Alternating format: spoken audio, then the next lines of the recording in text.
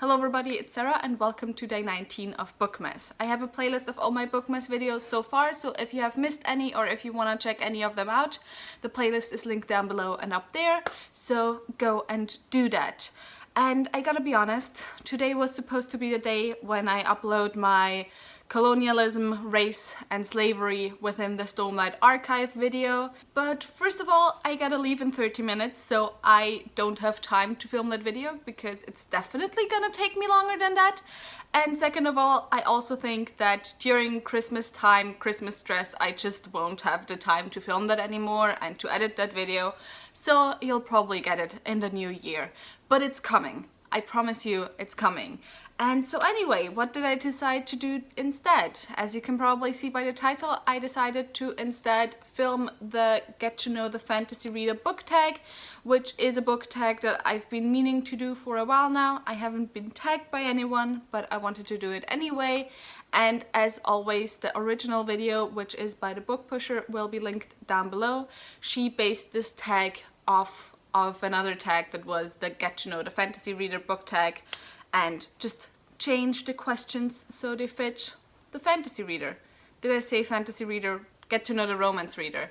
I'm so stressed right now. Anyway, let's get through the questions because I am obviously a whole mess in today's video. And also because of that, I just have the questions right here and I won't try to memorize them. But the first question is, what is your fantasy origin story? How you came to read your first fantasy novel?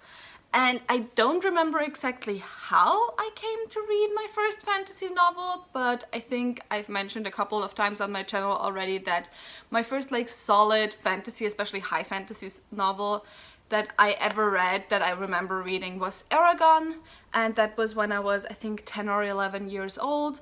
And after that, a friend of mine came to me and pushed another book in my hands, which was The Chronicles of the Emerged World by Licia Troisi, and said, hey, look at this, you should read this. It's basically Eragon, but with a female main character. And I was like, you're right, I gotta read this. And after that, I discovered the adult section at my bookstore. Because before that, I had only ever gone in the YA and middle grade children's section to look for my books.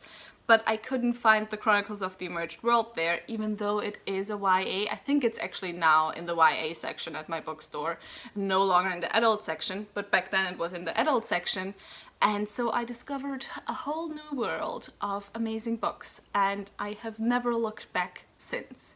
So yeah, I don't exactly know how I came to read Eragon, but I was very happy that I did come to read Eragon. Question number 2, if you could be the hero/heroine in a fantasy novel, who would be the author and what's one trope you'd insist be in the story? And that's a kind of difficult question to answer for me. At first I thought Anne Bishop, because I love Anne Bishop's characters and just she has the best found families, constellations. It's just so beautiful. On the other hand, in most of my favorite books by her, the female characters are treated they're treated well by their friends, but a lot of horrible things happen to them. So I'm not sure I would want to be a female character in one of her stories. To be fair, the same things happen to the male characters. And Bishop is, especially my favorite series, has a lot of sexual trauma in her characters in the series. But it's also the only series that I know where the male characters went through exactly the same trauma as the female characters. So yeah, not sure if I would want to be a character, especially being the heroine in that story. It would be horrible. But then my second favorite author, Brandon Sanderson, also loves traumatized characters. But I feel like I can vibe more with a Brandon Sanderson type trauma than with an Anne Bishop type trauma. So maybe let's go with Brandon Sanderson, and the trope that I would love to be in a story is rivals to grudging allies to friends, and it doesn't even have to be two lovers, because I don't care about the romance stuff. But I just love the trope when you have two rivals who are then forced to fight together, and they kind of gain this grudging acceptance of each other and are like, yeah, okay, you're pretty good, otherwise you wouldn't be my rival anyway. And then they're forced to fight together, and they notice that because they've like been so focused on each other, they're now perfect for fighting together because they just fit together so well, and because of that they become friends. It's just like, oh my god, my favorite trope ever, and it doesn't get utilized enough. And yeah, just love that trope. Question number 3, what is a fantasy you've read this year that you want more people to read? And I'm sure you all know what's going to come. Let me see if I can get them here. It's The Dreamblood duology by N.K. Jemisin. I know everyone loves the 5th season and everyone always talks about the 5th season, and I also know that the Inheritance trilogy by her is talked about, like, not a lot, but it's talked about on book Twitter, booktube as well. But I almost never see anyone talk about the Dreamblood duology, and I love it so much. It's so good. Like, I have a whole review of this duology, so I will leave that link down below and up there. But honestly, go and check it out. You won't regret it. I mean, the first book starts quite slow, but the second book is just so good. It's so worth it. Question number 4 is actually a 2-part question. First, what is your favorite fantasy subgenre, and what subgenre have you not read much from? And I mean, I think high fantasy is too broad as a subgenre, isn't it? It almost is like at least half of everything that is fantasy. But within high fantasy, I do love political fantasy. It's kind of a little bit where I got my start from, because political fantasy, like the Hydron Chronicles, which I have read here by Jennifer Fallon, was one of the first fantasy series that I have ever read, and this is political fantasy. And so probably political fantasy, but with a bit of sword and sorcery mixed into it, or also like whatever the Stormlight is. Whatever over here, whatever the Stormlight is as a subgenre, that is my favorite subgenre. Just a little bit of everything and not grimdark, basically, is what I'm saying. And then a subgenre I have not read a lot from, like a subgenre that I would like to read more from, is steampunk style fantasy. Like, you can't see it right now because it's over there, but kind of like the World of the Draconis Memoria series. So a little bit of political, a little bit of futuristic, also whatever Wex and Wayne is, like that style. I forgot the name of the subgenre. I think it has its own name, but I forgot it. But like, you know, just industrialized world style fantasy is something that I do enjoy a lot. Question number 5, what is your auto-buy fantasy author? And I don't have a lot of those anymore. I used to have a lot of auto-buy authors, but now I'm more like auto-checkout, like I'm gonna keep up with all the new releases and see if they interest me, but I won't auto-buy them as soon as they come out. But the 2 authors that I still auto-buy, where it doesn't matter what the subgenre is, where it doesn't matter what the age group is, where it doesn't even matter if it isn't fantasy anymore, that I just will buy on the day of release, is first of all obviously Brandon Sanderson up there, and the second author is Anne Bishop. I have mentioned both of them already in this video. They are my 2 favorite fantasy authors, and I will until the end of days buy all the books that they're coming out with, no matter if I think I'm gonna like them or not. I will buy them. Question number 6, how do you typically find fantasy recommendations? Goodreads, YouTube, podcasts, Instagram, etc. And I don't go out looking for recommendations typically. It's just if I watch videos and somebody mentions a book that sounds interesting to me, I will look it up on Goodreads and then put it on my TBR if I'm interested.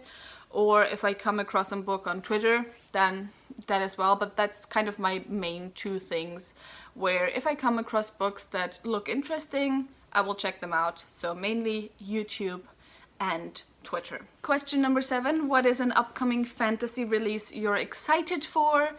And I am excited for First of all, The Mask of Mirrors by M.A. Carrick, which I think comes out in January. This is a book written by an author duo. I don't remember what it's about exactly, but both authors have studied anthropology and also folklore, and so I am so excited. I obviously study anthropology. I'm currently in my master's degree in anthropology, so I'm so excited for that. And then the second one is The Dowry of Blood by S.T. Gibson, I think, which is a bi-polyamorous Brides of Dracula retelling, and it just sounds like so much fun. That also comes out in January, and I'm so excited for both of these books. But aside from those, I have during Bookmas done 2 videos on my most anticipated releases. Both of them are basically exclusively fantasy releases. One is adult fantasy that's written by women, and the other one is just all the other releases I'm excited for.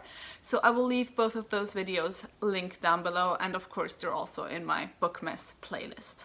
Question number 8. What is one misconception about fantasy you would like to lay to rest? And I mean, I think it's pretty obvious what the main misconception is, if you know my channel at least, that I would like to lay to rest, and that is that adult fantasy is exclusively written by old white men, which is bullshit, and it's part of the reason why I started my book club of Queens, Witches and Valkyries, and that book club is all about shining a spotlight on the amazing women that write within the adult fantasy genre, and more specifically high fantasy, mostly high fantasy.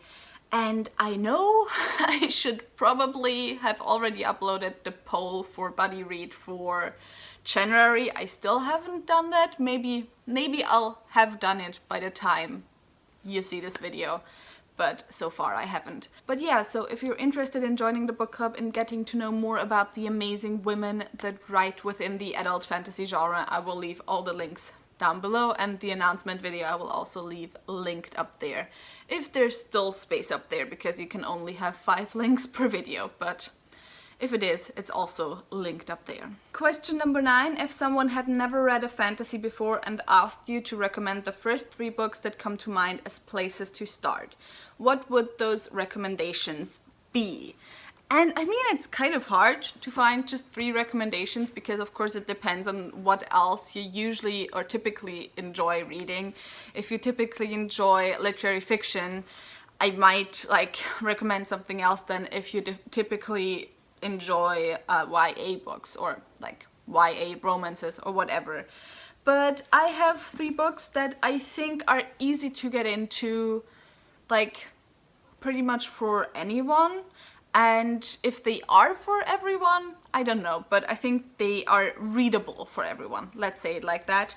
And aside from that, I also have a whole video that I think I did at the beginning of the year of my fantasy recommendations, so I will leave that link down below and up there as well. I think now we actually don't have space up there anymore, but it will be linked down below at least. I still, of course, have 3 recommendations right here, and the first of those is Kings of the Wild by Nicholas Ames.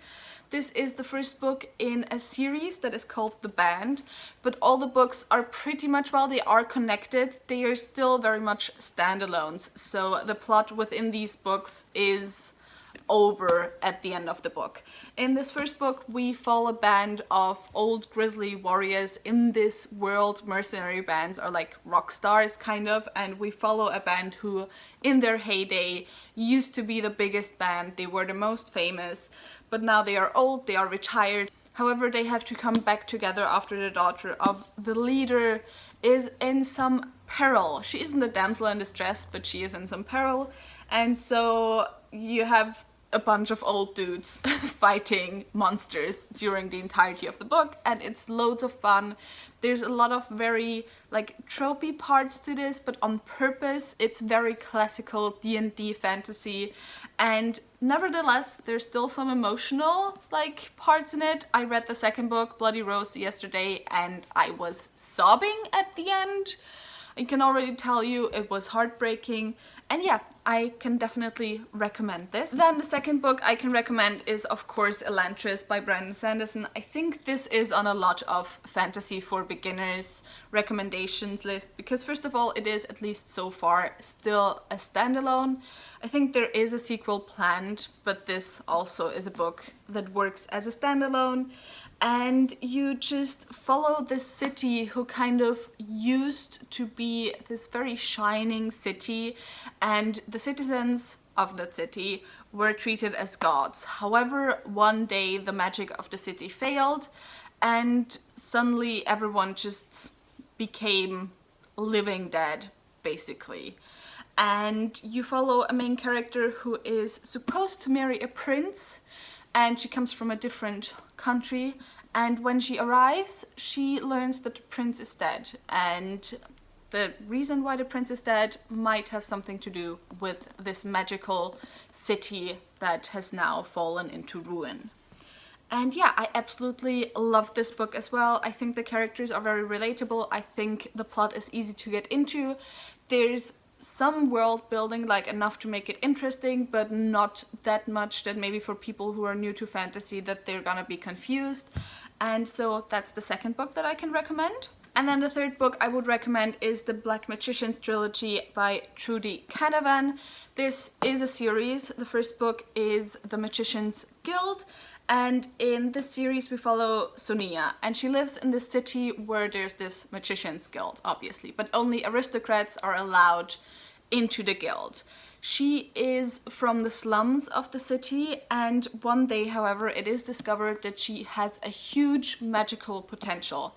And because of that, the magicians, after all, maybe do wanna get her, like, into the guild and allow her to be a part of them. However, she does not really want to do that. And so in this first book, we follow her trying to run away from the magicians. And yeah, this is another one. I read this as one of my first fantasy books ever, so I think it's easy to get into.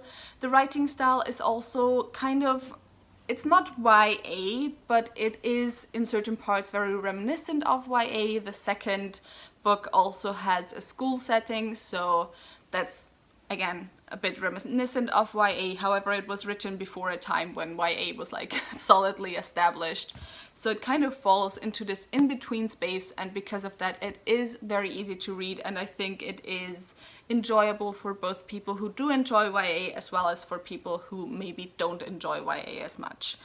However, with this one I do have to say that, like, the enemies are very orientalist, I would say. Like, that's how I would describe the enemies. In this book, it's one of those cases where the evil guys very obviously are, like, modeled after non-white cultures, so be aware of that in this one. But that's just a problem within fantasy that I intend to make a whole video on at some point. And then the last question is, who is the most recent fantasy reading content creator you came across that you'd like to shout out? And I have 3 people for that, who very specifically mostly read fantasy, or SFF, so fantasy and sci-fi. The first of those is Lena from Sufficiently Advanced Lena. She has read so many fantasy books that I have never heard of, and always has so many interesting books that she talks about in her wrap-ups and everything, so I always go and check those out, and I always come away with so many new recommendations. Then the second one is Jessie from The Book Mom, who also reads a lot of adult fantasy. Lena reads like both fantasy and science fiction, like almost evenly. Then Jessie reads mostly adult fantasy, and again, so many recommendations always, so many good recommendations. And then the third person is Kira from The Book Bella, who reads more YA than either Lena or Jessie or even I do. And yeah, she does a lot of unboxings and a lot of like general talks, a lot of anticipated releases videos, and so I would also go and check her out. And yeah, I just love all their channels, and all of the channels of course will be linked down below, so go and check those out. And even though I wasn't tagged by anyone, maybe I would say, like, if the three of them haven't done this tag yet, or if the three of you haven't done this tag yet, I don't know. I'm so bad at keeping tabs on who has done which tags. But if the three of you haven't done the tag yet, like, consider yourselves tagged. Yourselves tagged. Oh my god. I'm sorry, I am a mess in today's video, and I also need to get going. So let's just say the goodbyes really quickly. If you enjoyed this video, maybe think about giving me a thumbs up and also maybe subscribing. Tell me in the comments down below which books you would recommend for a new fantasy reader, which I obviously am not, but I always enjoy recommendations, so that's a good thing. As I have said earlier, all the links to my book club are in the description box down below. Also, all the links to my social media, if you want to follow me on there, are also in the description box down below, so go and check those out. And I hope I'll see you soon. Bye!